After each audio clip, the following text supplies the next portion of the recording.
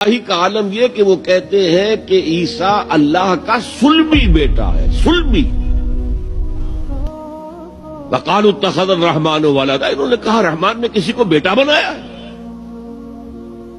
لقد جئتم شیئا ندا، تم ایک بہت ہی خطرناک، خوفناک، بہت ہی گستاخی والی بات لے کر آئے ہو۔ اور وہ کتنی بڑی گستاخی ہے اللہ کی جناب میں۔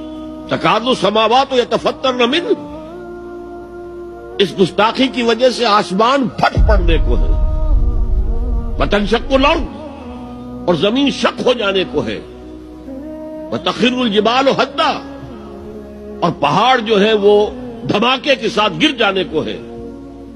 ان دعوا للرحمن ولدا، کہ ان بدبختوں نے اللہ کے لیے، رحمان کے لیے کسی کو بیٹا بنایا۔